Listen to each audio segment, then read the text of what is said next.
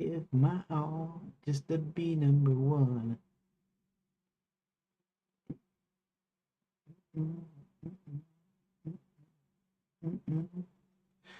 Rolling and John, go back in the home kingdom. Okay. Um, I wonder. Maybe I'll just do this direct. I don't know. Okay.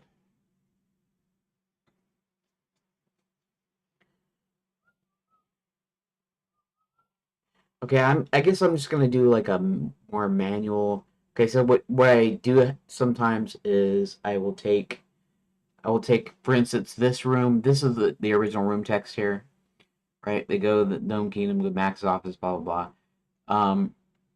And then I might do a copy of this into a couple pages that I know I'm going to be doing, and so uh, then I just have to modify it to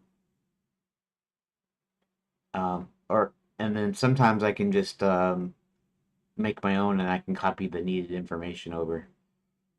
So I guess I'll do it that way. I guess do it the normal way. Hit one if you think they should. Okay, and then hit 0 to quit like that. Okay. Now, for me to save it, I have to save room data here with the button. Okay. So, oh, forgot.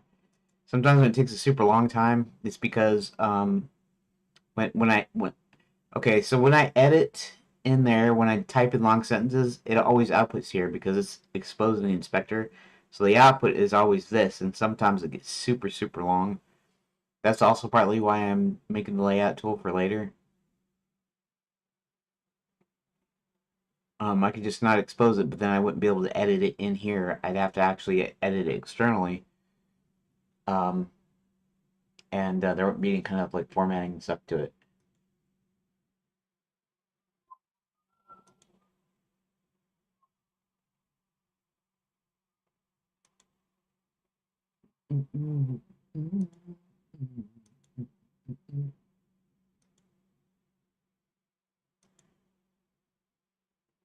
One for a token, and for the short straw, but it's broken. I give my all if I could be number one.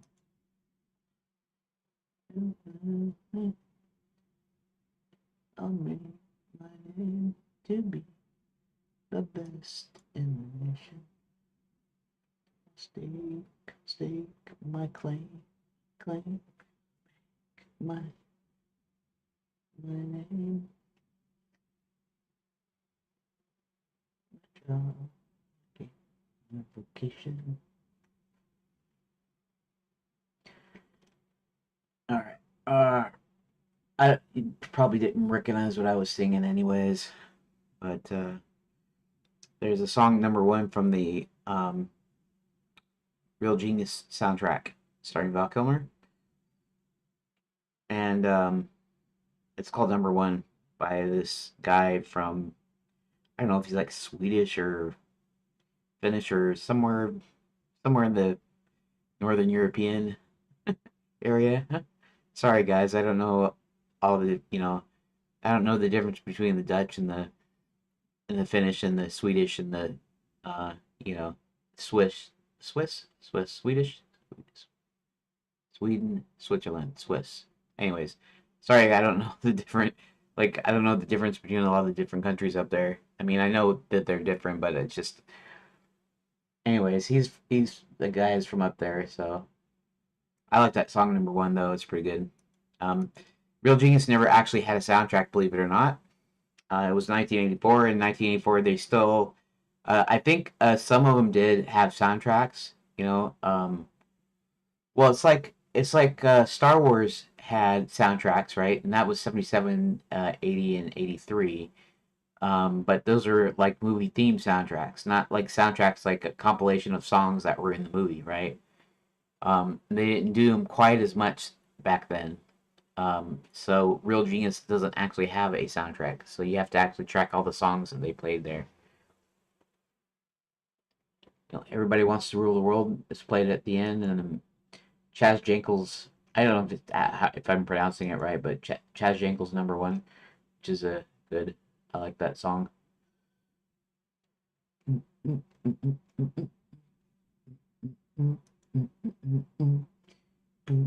Why did it minimize again? Why did it minimize that?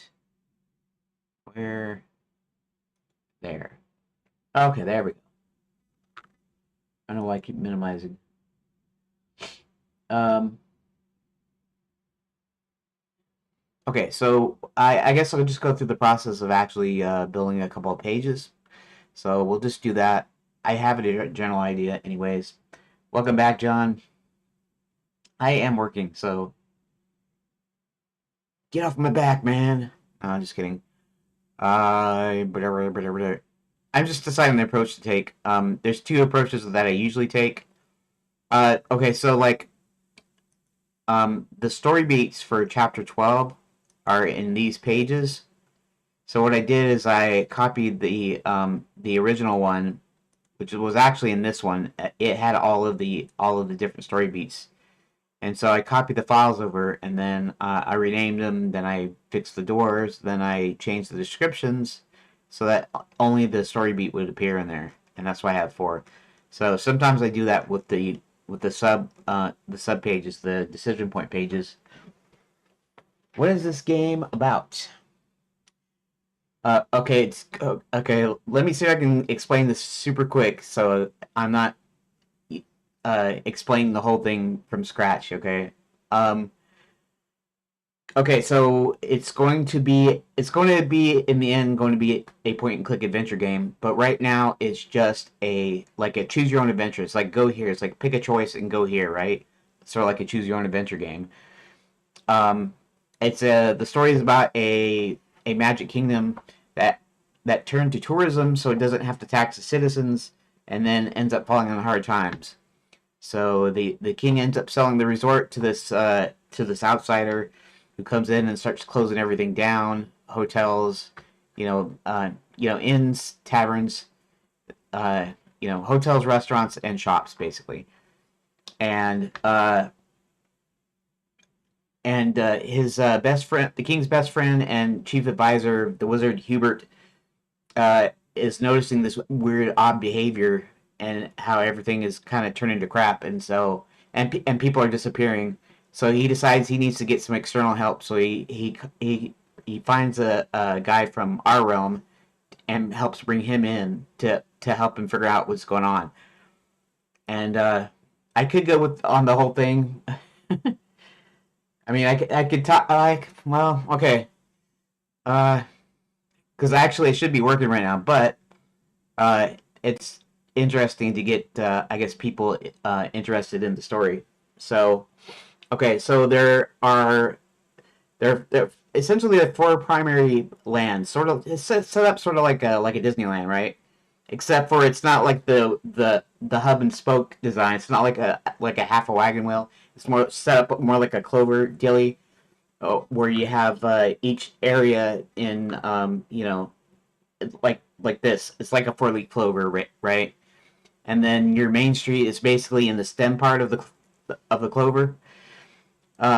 So we have this 4 schools. We have Night School, we have Princess Prep, we got Wizard University, and we got Fairy God College. Okay, so if you're a ridiculously wealthy person and have nothing better to do, sometimes you come to the resort and you can pretend to be a knight for a day or a weekend or a week. You can learn to be a fairy godmother or a princess or a wizard, and so there's these 4 schools, right? So but most of them are kind of closed up.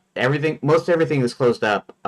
Night school is open, but it's training the actual army in using real weapons instead of like enchanted like for like vacationers, right? So it's actually training with real weapons for real combat. And then Fairy God College is closed up, and it's currently operating, but it's operating um, under our villain's like right hand woman basically, and she's trying to turn the would be fairy godmothers into witches, but it's closed up, and runs her base of operations out of there.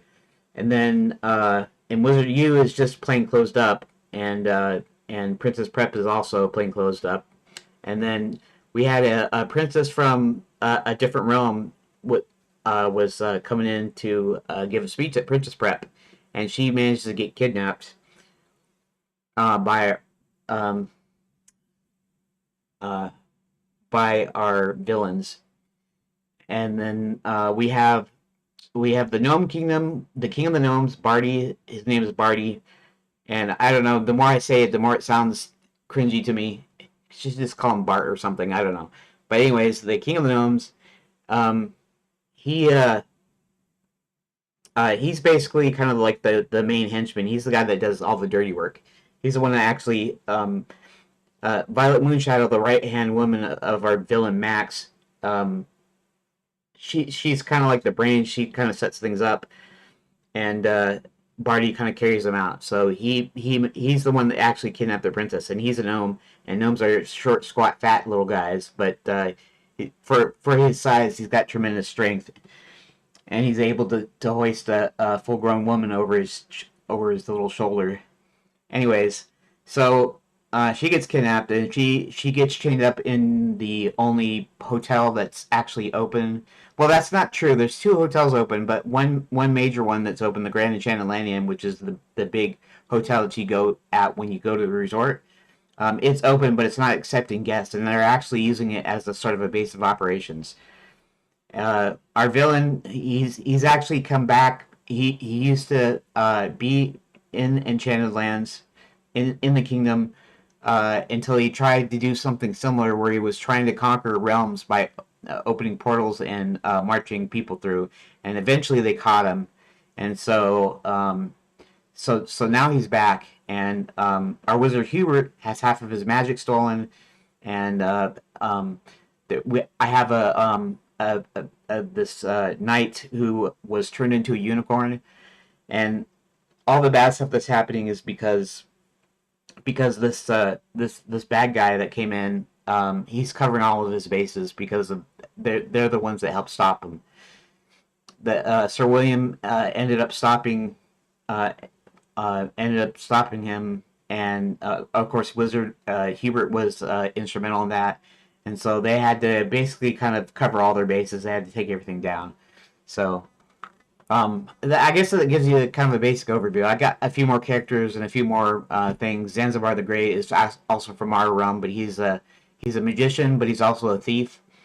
Um, and then we have the werewolves. We have her name is what do they call her? I guess I called her. I don't know if I called her Clover, Scarlet Clover. Is it Scarlet Clover? I can't remember now. Her name is essentially it's Red Riding Hood. Red Riding Hood was the only fairy tale character that I had in there, but I'm kind of playing it down because she's really kind of her own character, but it's sort of based in the Red Riding Hood story. So, and her nickname is Red. In fact, she's a redhead, by the way. But anyways, she's kind of a bad guy as well. Her and Grandma had a scam going where they would get the pelts of wolves by luring them in. You know, the classic story about how Little Red Riding Hood was going to Grandma's house to deliver goodies, and um, the wolf gets there, and then he eats Grandma and pretends to be Grandma when she comes in, and so yeah, so we have werewolves, and really, the classic werewolf story thing is where technically a someone gets bit, right, and then they turn into a wolf, and the idea is they actually turn into an actual wolf. Of course, the Wolfman movie from the 40s, starring Lon Chaney Jr., he was kind of walking. He wasn't like a wolf. It was a guy in makeup, right? So he's essentially kind of walking deal, and that's kind of the way my werewolves are. So they don't turn back. They were just they were cursed, um, and so they're walking upright, right? Um, Kind of like most werewolves are in most movies and stuff. Anyways, we got werewolves in there. and we got a vampire. He's actually a good guy. Vampires in my game, in my story, are kind of misunderstood. They don't actually drink blood. They drink a wine, special wine that's made from this berry that looks like blood. And so um, the villains that actually kind of started this vicious rumor. They basically hunted down all of the count. The count is the vampire character I have in there. So basically hunted down all of the vampires, and so he's kind of like the last one left, sort of there in the lands.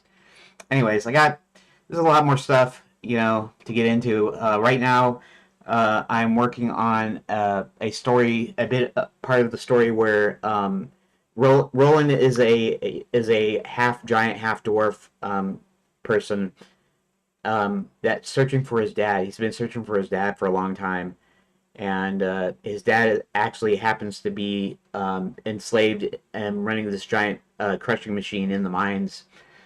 And we have the dwarves. The dwarves are good. The gnomes are bad. And I have a backstory where originally they were a race of halflings that a sect of these people kind of broke off. They started getting greedier. They started thieving. They started being lazy, fat, that sort of thing. And eventually, the rift was so sharp that the dwarves closed off all their entrances to their kingdom, which is south. So originally, the mines were completely open under the mountains, and but they had to block them off because they were getting it was getting too bad, so to separate. And eventually, they kind of the gnomes became shorter, fatter, mean dispositions altogether, and dwarves are slightly taller, bigger. I guess they're kind of typical dwarves, really, except for their halls and their buildings and things are they're not huge. In other words, they're not like huge great halls. They're for their size, but they're like meticulous craftsmen. They're completely like everything is spotless, everything is perfect, completely clean. They're master craftsmen. Uh, they'll carve out their buildings, and they look almost like they were actually built, from traditional materials. But it's just that it's their work is so good that it's almost like an art. Okay, so Rowan was kicked out of the Gnome Kingdom for literally being too big. It's because since he's half giant, he's about the size of a tall man, but he's only about 11 years old, let's say. And there was an incident where basically it kind of caused a cave in. It was him kind of sort of being clumsy, and eventually they just had it, and they banished him. And so at this point in the story, he decides that one more time to go and talk them over and ask them if they can take him back because he's been searching for his dad. He's a runt, basically. Yeah. Well, essentially, sort of. Yeah. He's bigger than most all the dwarves. But of course he's smaller than a giant. But yeah. So he comes back. He's been searching for his dad, and in fact, his mom, when she died, told him to go find his dad. And when he's coming up to the dwarf mines, an old dwarf comes out. He's kind of he's been practically worked to death, and he's practically collapses in Roland's arms, and he tells him his dad is actually trapped underneath in the gnome kingdom. And so what he does is he makes his way and finds a way to get into the gnome kingdom. The gnome kingdom is doubling for Max's mines. Max made a deal with the king of the gnomes to be able to use their kingdom in order to mine huge amounts of this magical metal mineral called. Originally, I called it Quicksilver as a nickname. It's not Quicksilver as in Mercury. Just the name. It's just the nickname they gave to it. I created a name. I call it Luminite. Basically, it's got properties of when you burn it, it can release a, we'll say release a gas, and even though there's a kind of scientific backing, it's still kind of like magic, right? But basically, it's a magical mineral that Enchanted Lands kind of runs on, and so um, when it's burned in this raw ore form, it'll lift things like, for instance, flying trains. They got flying trains there, and the castle that runs the resort, the actual castle that the king runs the kingdom from, but also where they run the resort from, is actually in the clouds. So they actually use these flying trains to get from the castle to the surface. And um, I came up with this whole thing, this whole kind of scientifically plausible thing about how Quicksilver works, or how Luminite works. So basically, they have these kind of ovens. I think they call them retorts or whatever, but where they heat it up, and then it kind of burns off, or it releases the impurities, and so the impurities is like sort of like a gas that does the kind of the levitation stuff. So it's the thing that causes things to levitate, and then they can use the gas for like lighting, because it's luminescent. In other words, it lights up when it's exposed to air, basically.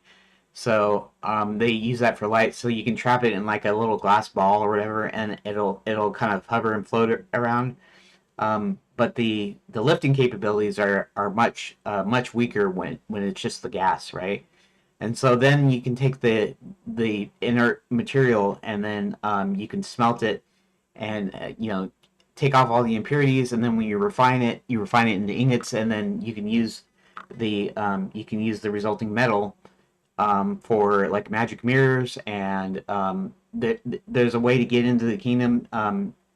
You get these silver tickets, and you have to hold on to them, and then you have to say magic words, which essentially they're not really specific magic words. They're basically words of intent, like where you want to go.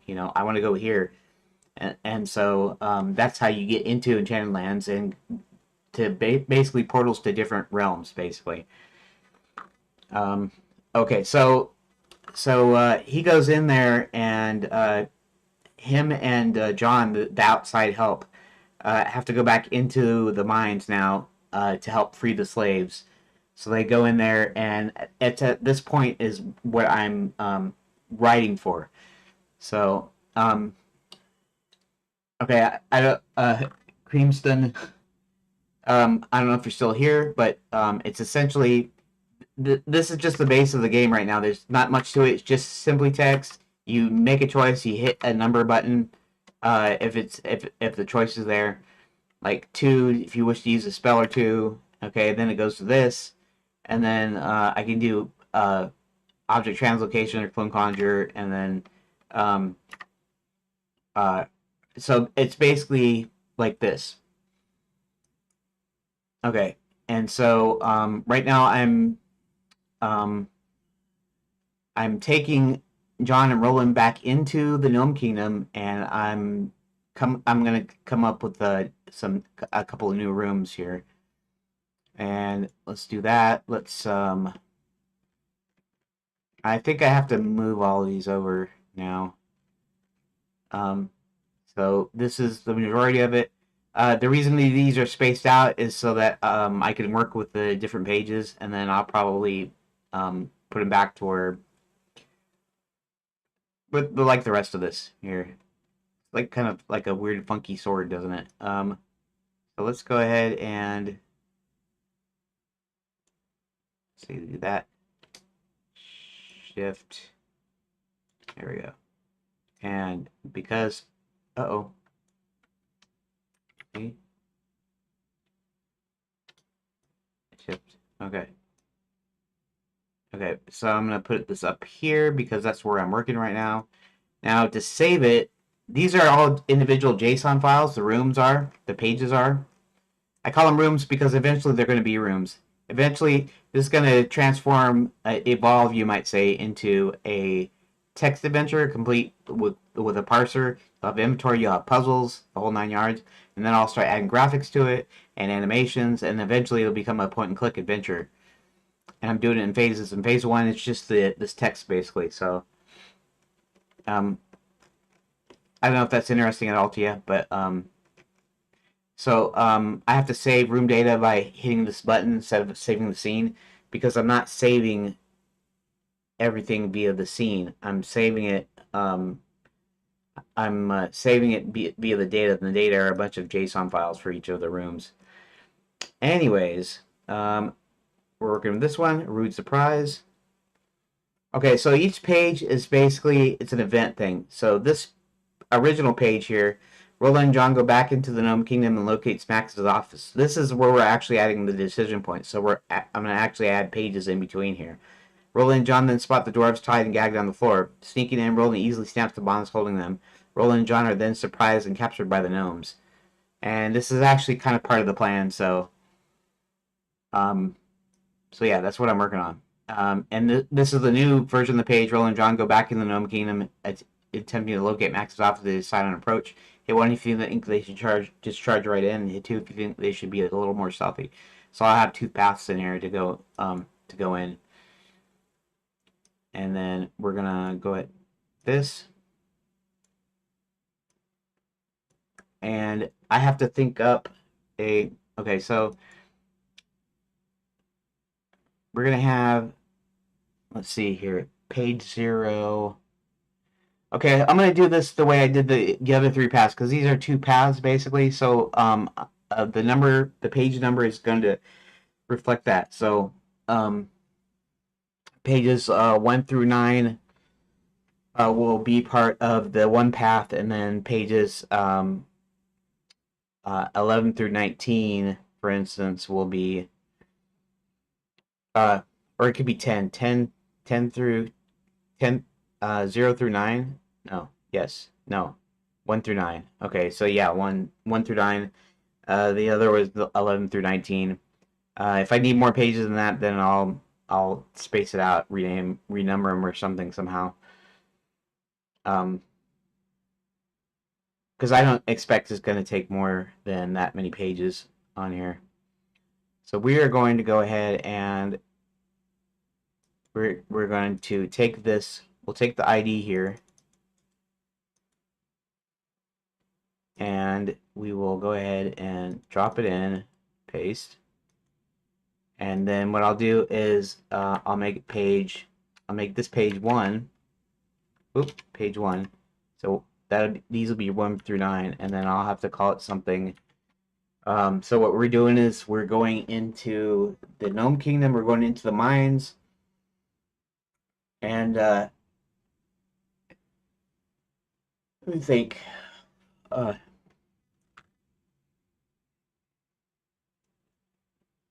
We'll call this actually, let me see something for a second here. What did I decide? One is the brute force kind of charge right in, so we're gonna call this charging right in as a title. Charging right in. Okay, and then charging right in. That, and then we'll go ahead and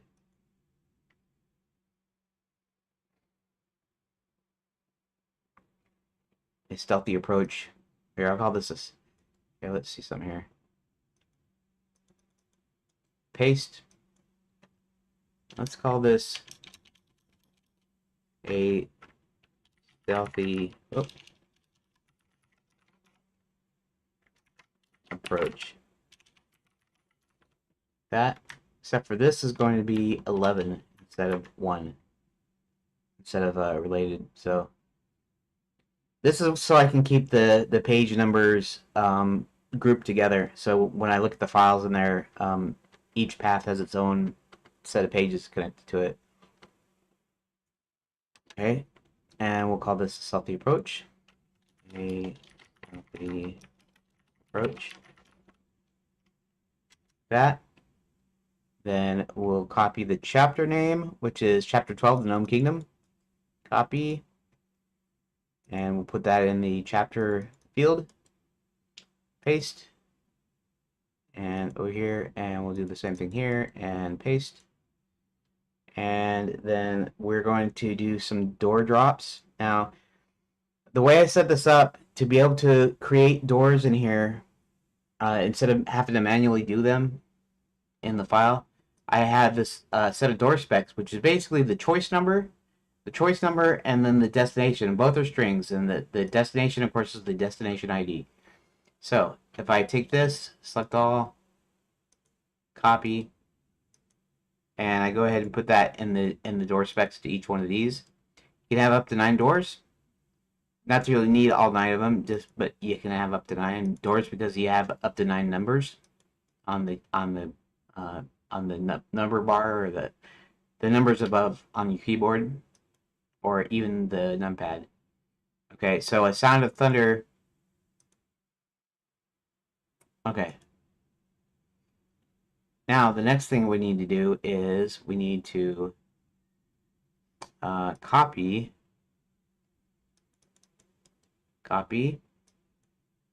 charging right in. And here we're going to replace this, paste, or not here, I have to do, I'm just doing just the destination here. I also have a semicolon. It's supposed to be an end of line character, but basically it's kind of superfluous. It's not really necessary, but I'm leaving it in anyways, just because I couldn't be bothered with modifying it, I guess. Okay, so this is going to be choice number 2. If they're both named choice 1, it'd probably do the last one in because I'm using a loop to check which choice you're using. So there's that, and a stealthy approach right here. Copy. Let's go back to here, and Control V, a stealthy approach. Like that. And then I save it. I save the scene in Redot, which is Godot. Redot is just a fork of Godot. And in this case, it's Godot 4.3. So it's exactly the same as Godot. So I save it so that it doesn't complain later when I either close or open Redot. And I say room data. And as you can see, now this leads to those two. So if I go to this door, then the 2 choices are going to be presented, and then you'll go to these 2 choices, and then this goes right back around to the original. But we're not done with this yet. So I'm going to start here by adding a page here. Okay, so let's see what we got here. Now there's going to be 1 point. Okay, so this is the charge right in version. It's going to be faster. It's going to be more direct. So what I'm going to do here is I'm only going to put I'm only going to put 1 page here because there's not going to be a choice. The choice is going to be okay. So these paths are going to converge. So this is actually the traversal path where they walk up there, and so let me think for a second.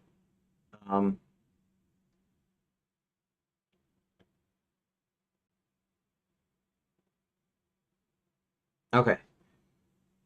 We're gonna here. I'm gonna say hit 1 to continue because this is not gonna have multiple choices on this particular page.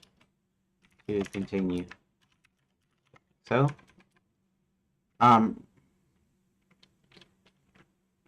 after deciding they would, let's see, they would take the direct approach. And they start, okay, let's see. They decide to take the direct approach. And actually, you know what I should do? I should modify this a little bit. Let's open this back up. And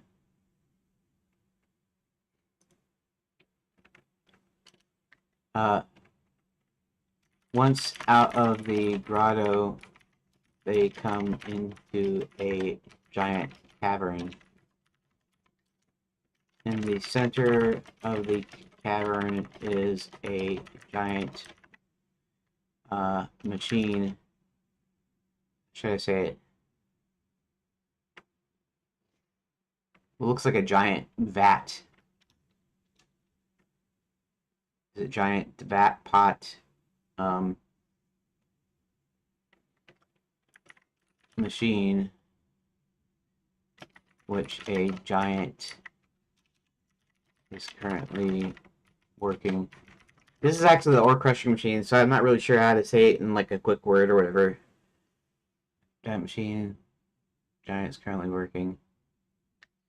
The giant who's Roland's dad is pushing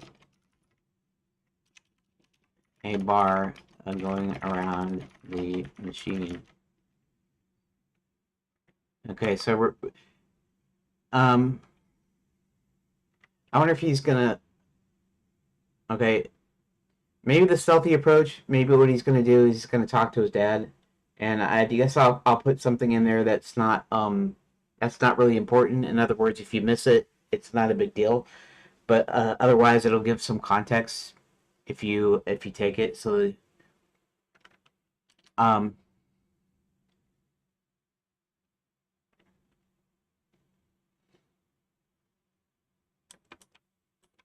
giant cavern. There are mine carts with chunks of ore moving about. There are several tables with smaller. I don't know what they would look like. Small bowl-looking objects with hand cranks.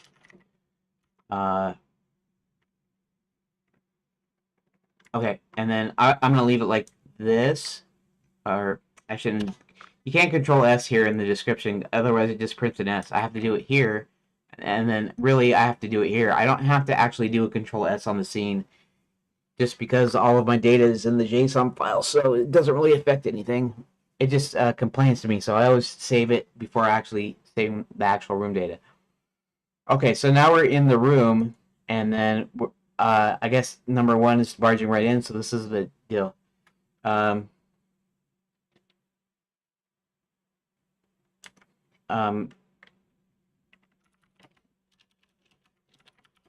I start walking briskly to the left until they come to a ramp.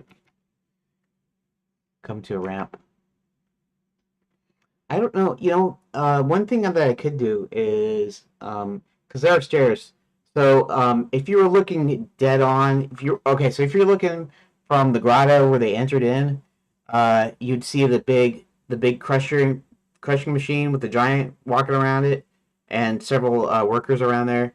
So the machine would be ahead of you, and basically you're walking on the east side of the cavern, and you're walking dead on, and then past the machine is essentially the west side, and the west side has staircases running from level to level. There's also a bigger ramp in the center. So I mean, I could possibly put in some text, some flavor text on whether or not they go up the ramp or go with the staircase. Probably the ramp in the direct approach. Noticing a staircase ahead of them on the far wall, they decide to go up the ramp. They decide on the ramp.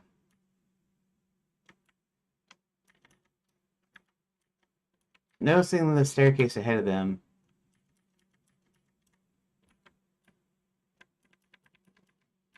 they decide to go up the ramp.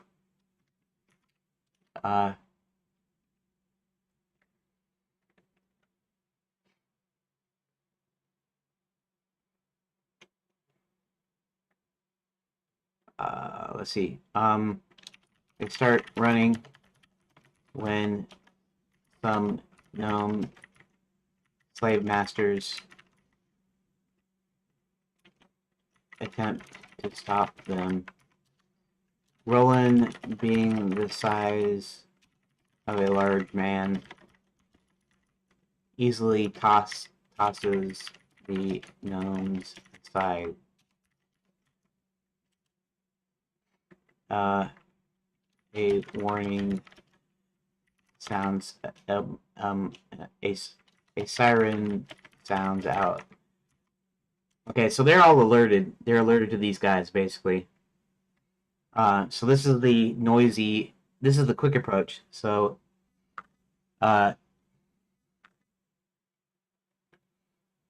okay.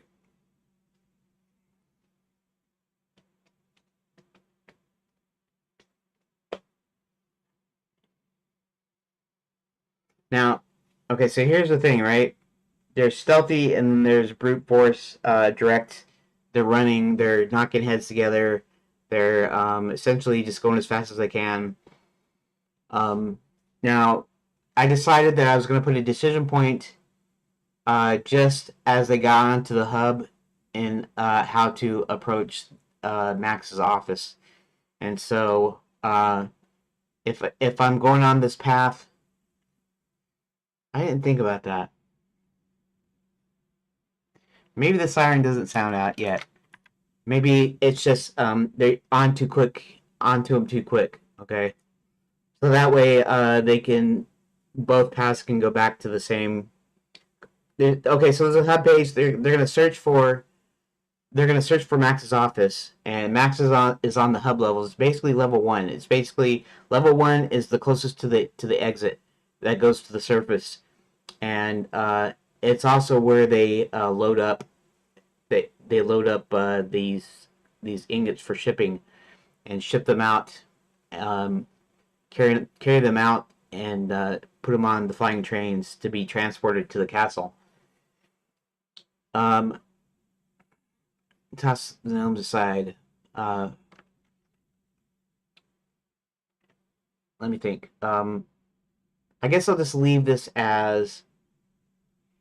I'll leave this as one page. So we'll say, once up the first ramp, they notice the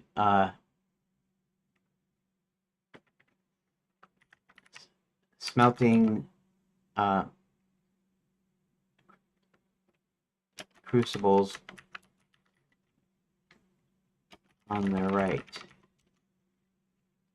There are molds on the left where slaves are busily pouring liquid luminite into molds.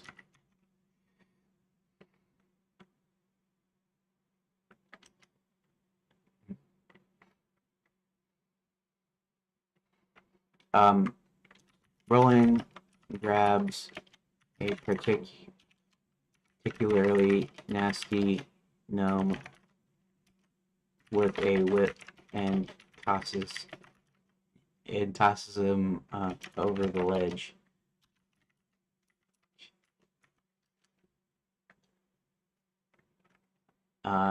They finally get to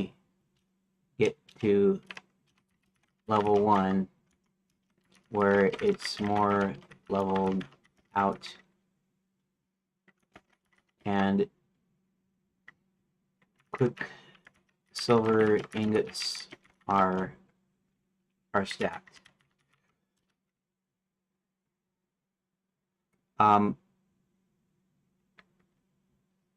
Let's see here.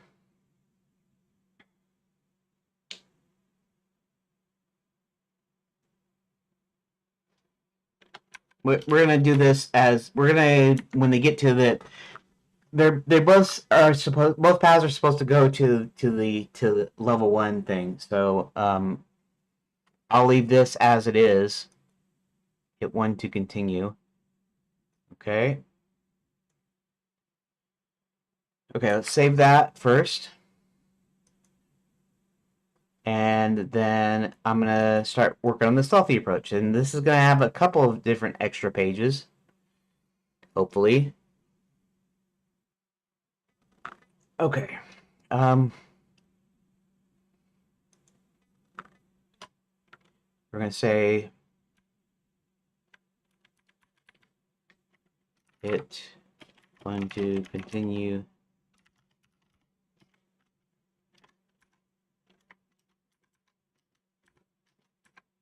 okay. Deciding on the stealthy approach, they decide to keep to the walls, staying in the shadows.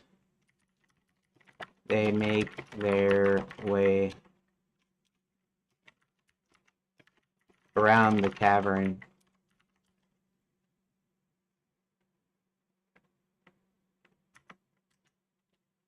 Let's see. They start moving left. Start moving left toward. No, they start moving right. That's right. Start moving right along the wall.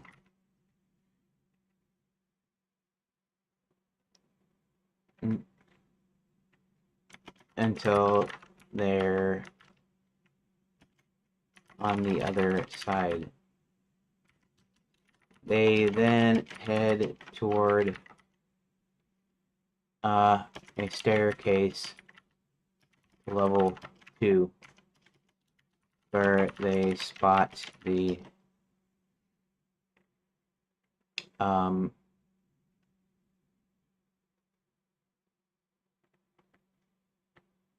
molds. I'll just leave it at the molds. I mean, presumably, I guess. I mean, I guess this assumes that you already know what's on there. Level 2. Here, let's see.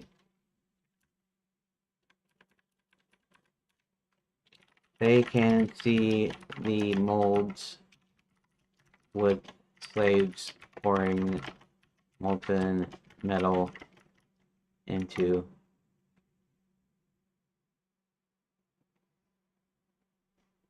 them. On the far side, they see some of the crucibles for refining.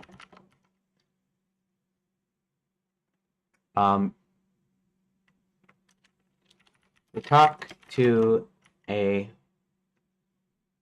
I don't know if the slave's going to be a person or a dwarf. Maybe the dwarves are actually doing the hard. Well, they're all going to be working the mine. So, but maybe we'll see a dwarf here.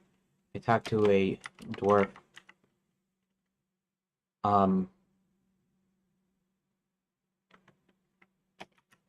Quietly. Let's see.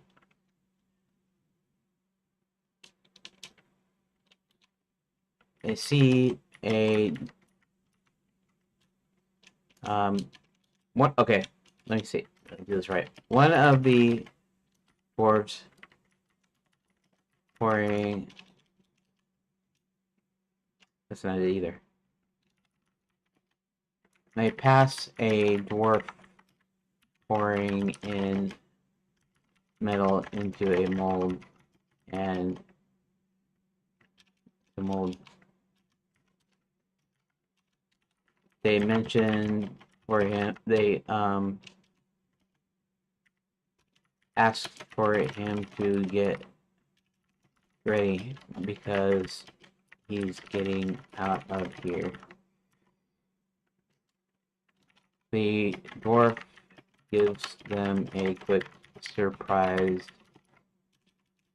look, then nods. Roland and John then head up another staircase to the first level. Okay. Alright, okay, so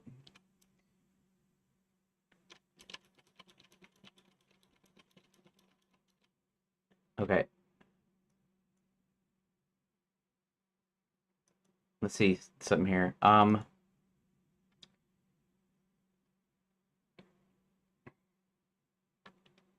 Okay. Just one to continue, one to continue. Alright, so now I need a new room. Plus, let's go ahead over here. Oh. Okay, so I do have a problem as far as the as far as my numbering goes, don't I?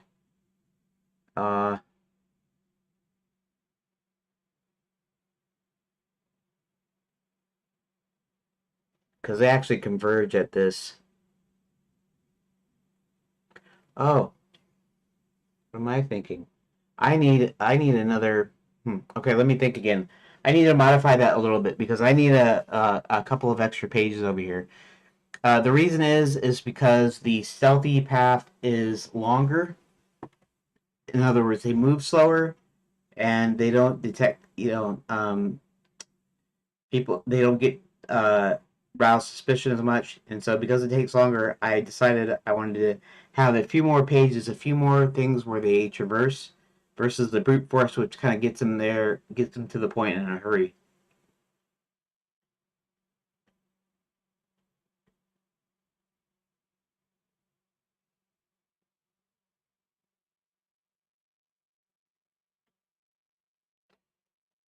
What I might do as far as the numbering goes is this is 1, this one's 11. Uh, what I might do is when I get back to this one, I will make it 31, or I'll make it 21, and then when I do the two paths again, they'll be like 31 and 41. And that way I've kind of kept them grouped together in a way. Just so it's not more confusing when you look at the rooms, the names and IDs and stuff.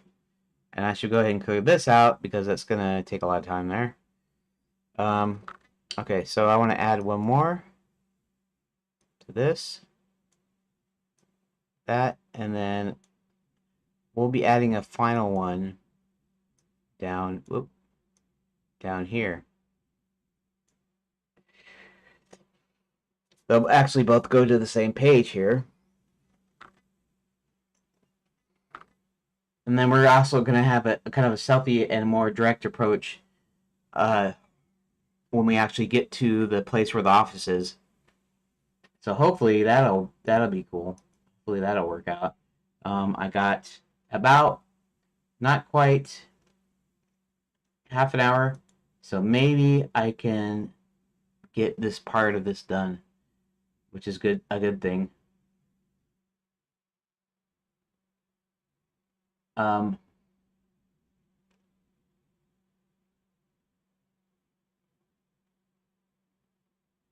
okay. A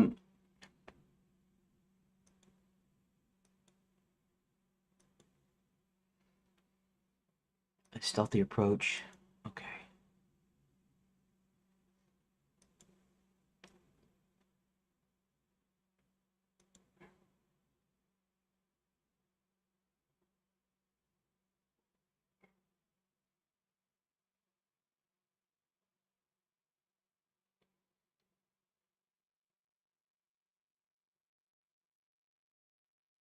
Um, okay, let me think of where a good choice would come in here, though. Um,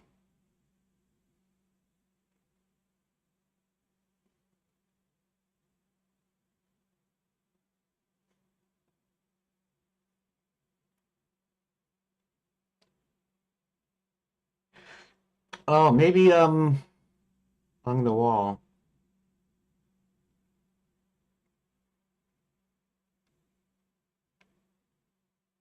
Maybe the stealthy approach. We'll say even though, see, I don't know, say the brute force approach means they go up quickly, so he doesn't have enough time to talk to his dad. Here, he's gonna have more time to talk to his dad. It's gonna be slower. Now you'd think the logic would be kind of reversed, right? The logic would be, uh, since I'm going real fast, I should go and talk to dad because I'm running over there directly. But uh, here we're saying as long as nobody sees us, we can take care of people. Need to get some word to dad or whatever, right? And I have no clue why, as a giant, he's in there, how he got in there and stuff. I might should come up with something for that, but right now, I'm focused on getting these pages done. So we are going to use this and decide to keep it to the walls.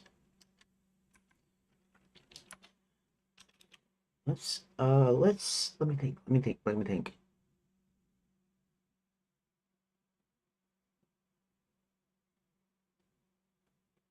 Maybe I should make the choice whether or not you go and talk to Roland's dad or not.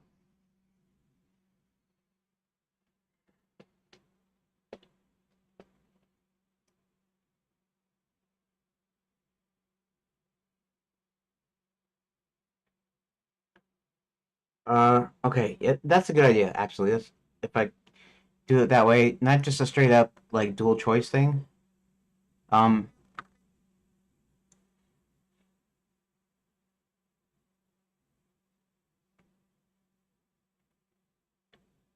let me think. Let me think.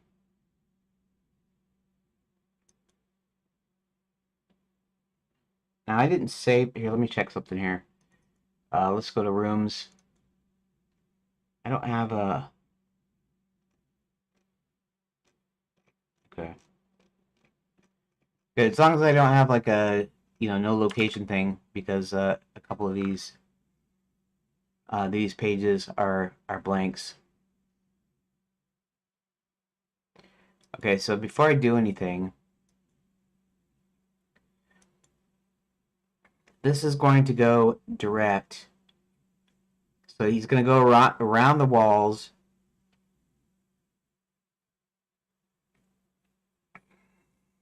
and up the staircase. And this, he's going to first go there and then he's going to go here. So these are in here on purpose, but I'm doing it slightly differently. So this is 11, right? A copy. So in here, we're going to go ahead and paste that. And I'm going to call this 12. And this is let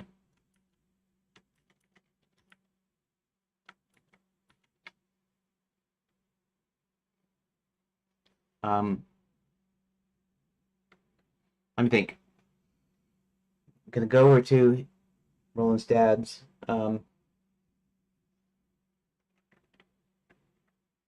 a talk with dad. We'll do that. Okay. A talk with dad. That. And this is chapter. Copy.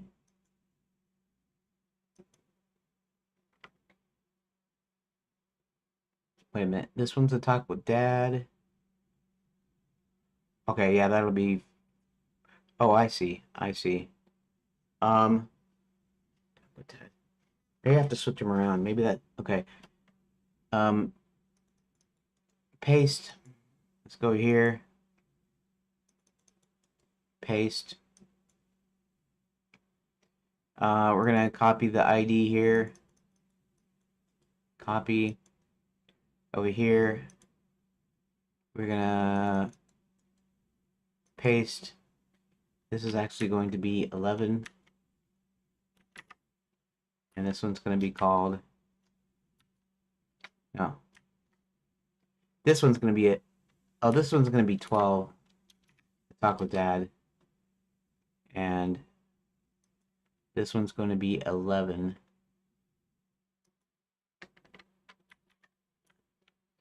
Sneaking around.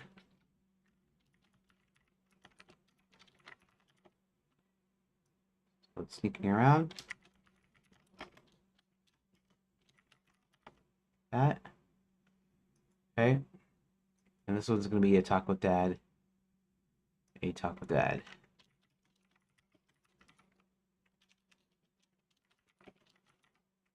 Okay. Good. All right.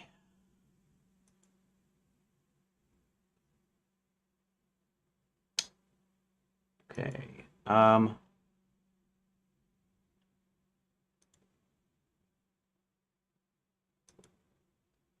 Okay, so this one is okay.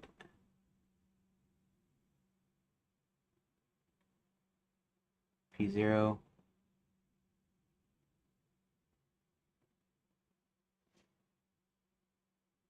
Wait a second. What's going on here?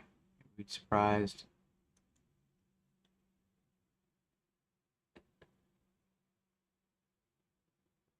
What? Oh, this is what am I thinking? Okay. Page 11. Okay. Stealthy approach. Page 12, I talk with dad. This one should be page. Oh.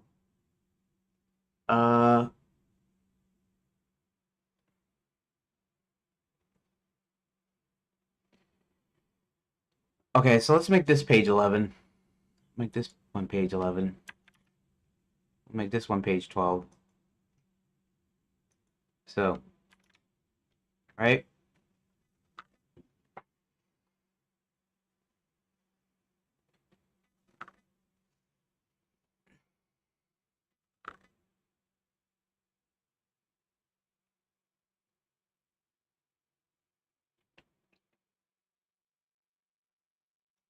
That'll work, I think.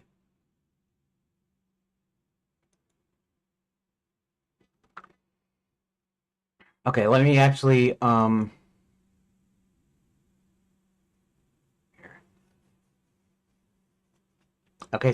okay, so let's copy this door. Copy.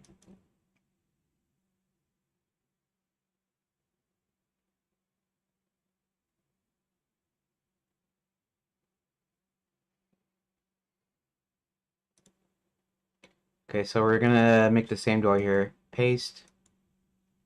And down here. Actually, that's not what we're doing, are we? Let me link up the doors first here. Paste. This one goes to Sound of Thunder.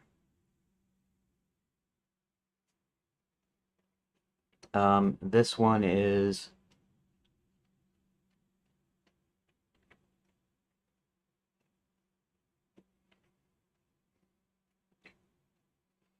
I have to call it something.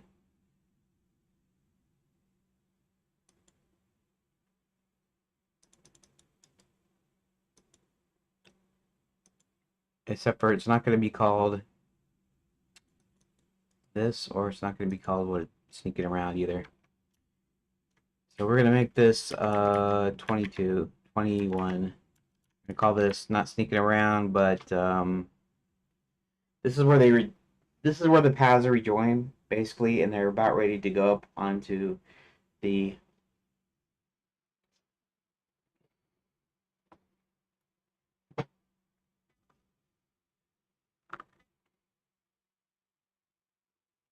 let's see what happens. They go in, they rescue the dwarves, or they go in and they free the dwarves that are being held in the office, and then they're recaught. The name of the title is a rude surprise, but this is the actual rude surprise here. Um,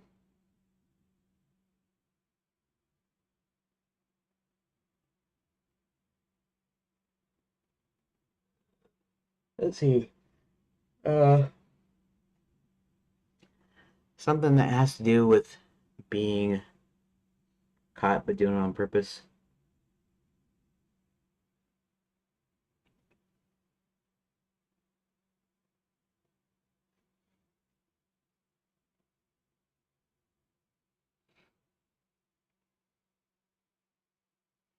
Um,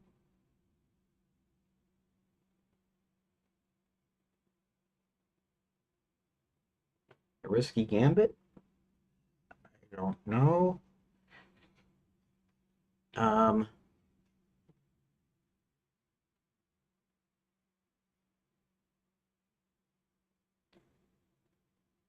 let's say inherit risk. Risk like that.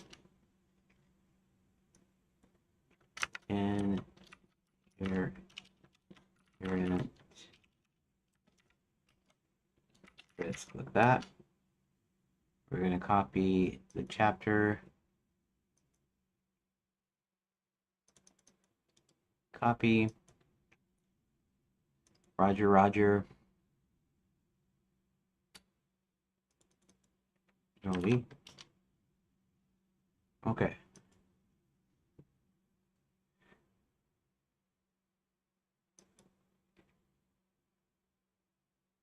Let's copy that one. And we are going to make these as part of the doors here. Paste. Inherit risk. And this door is also going to be paste, inherit risk. Well, what I meant to do.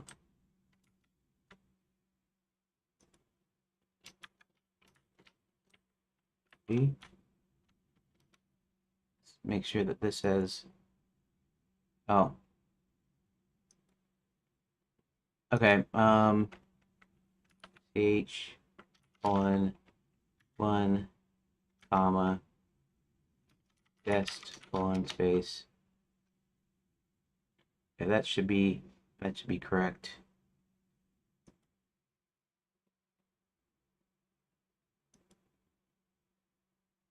And semicolon at the end. Oop, semicolon. Okay. So I think these are linked up properly now, and they all have proper names. Okay, so this one shouldn't go to that anymore. This one should actually go to did I call this 11? I called this 11, so that we're gonna make this the first one. So this one's gonna be the first one. Copy, and we're gonna put that in here.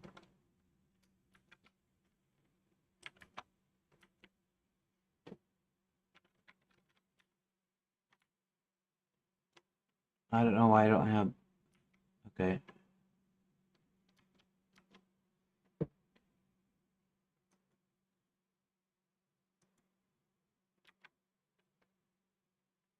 Risk 21 inherent risk, and then this one is talk with dad. Control C, Control V. Looks like it's about my times is almost up. See if we can get these last few little things in here. And this one would be 12. Sneaking around.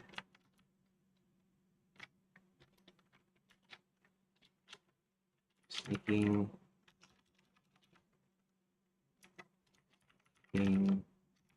around. So, Control S, and we're going to see if it saves it properly. In which case, this is going to have two deals here. These things are going to go down to here, and then this is going to go down to here. So let's see if that works. Boom.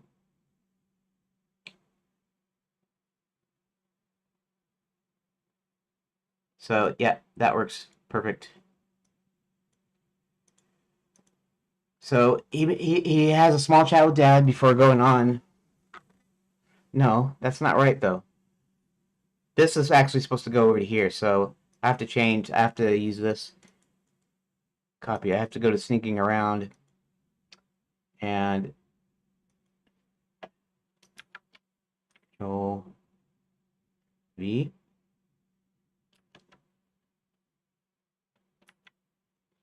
Right? Control S, save room data. Okay, that's good. And then this is now going to go to inherit risk.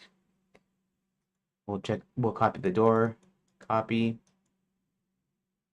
This guy is going to go to inherent risk.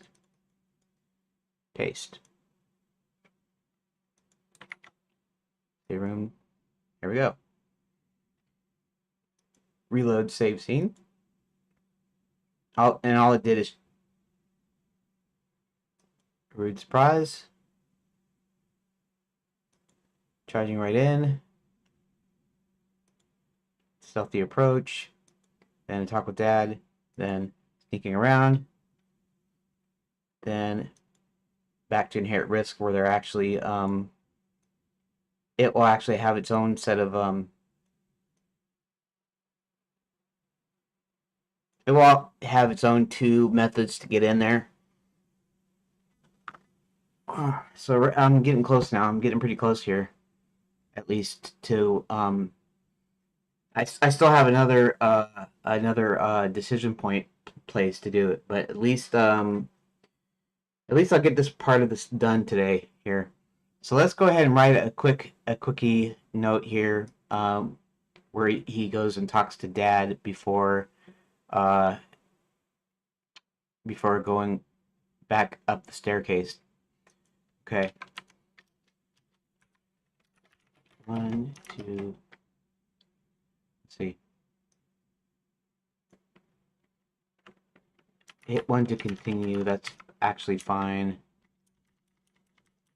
Go ahead and enter. Roland decides he wants to chat briefly with his dad.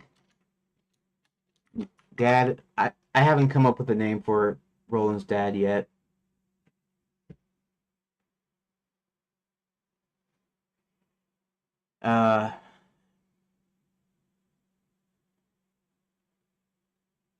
Something gotta sound.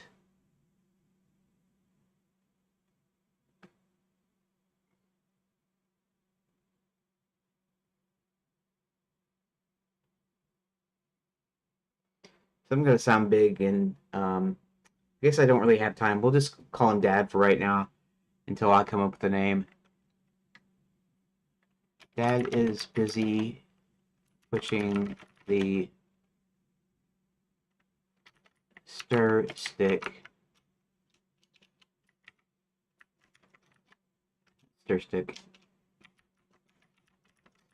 around the giant bowl.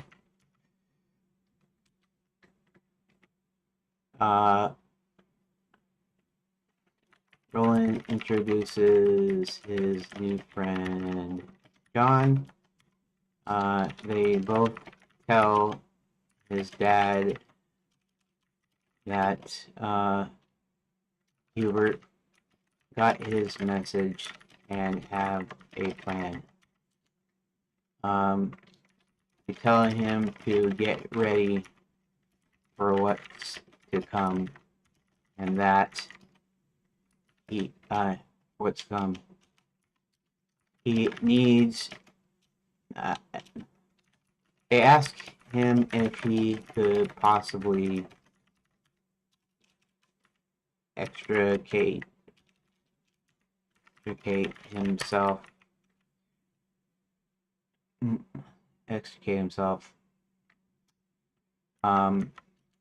He replies yes, but he was afraid to do it because it means bringing the whole roof down. They tell him to get ready. They tell him. Okay, let's tell him to get ready. Got his messages and have a plan. They ask him if he could possibly extricate him. He replies yes, but he's afraid to do it because it means bringing the whole roof down. They tell him to wait for a loud noise. and then get himself free. And then get himself free when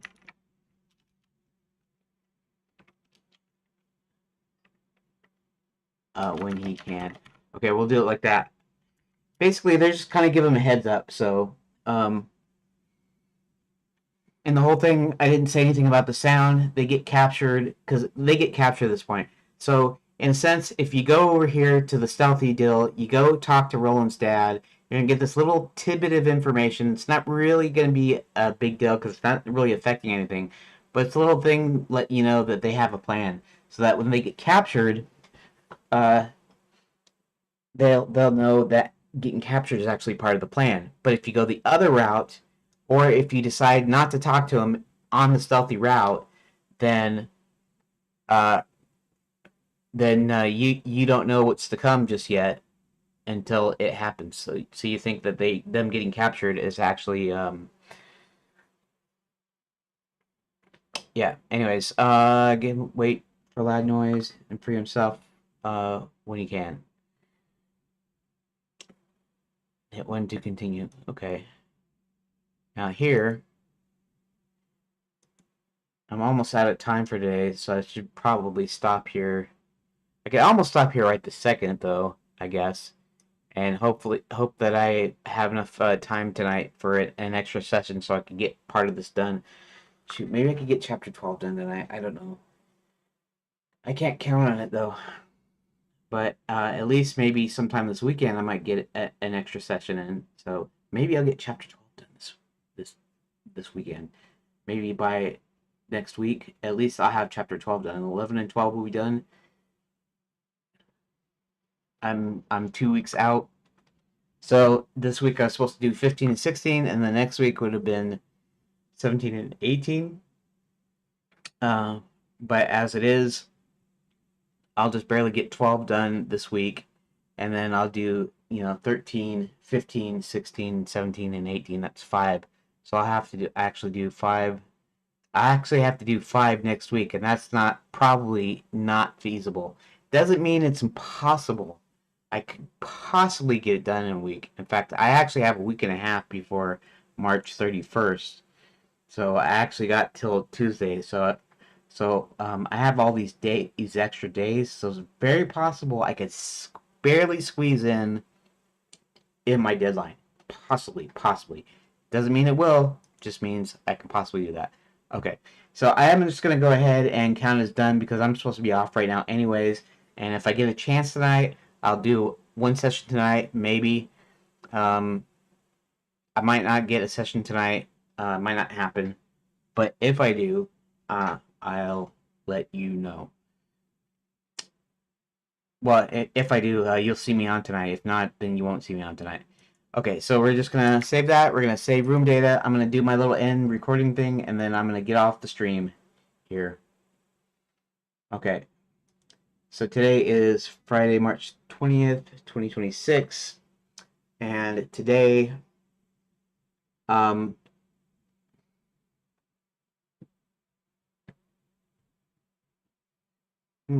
yeah, okay, I'll do that later though. Today, what I got done today is, adding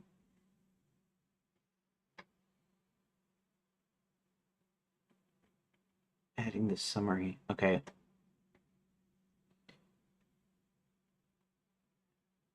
Okay. Today let me start over today. Friday, March 20th, 2026, and today I got a few more pages in. So basically, I got the main branching pages, the branching paths. I started on the stealthy path. I did the brute force one, which is just a single page, them traversing until they get to the hub. I haven't done the hub yet. I haven't done the actual stealth page. So I'll do that later. And that's what I got done for today.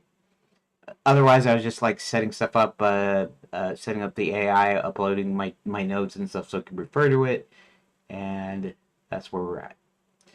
Okay, thanks everybody for watching, for popping in, popping out, whatever, for being around. And I guess I'll see you. If I don't see you before then, I will definitely see you on Monday.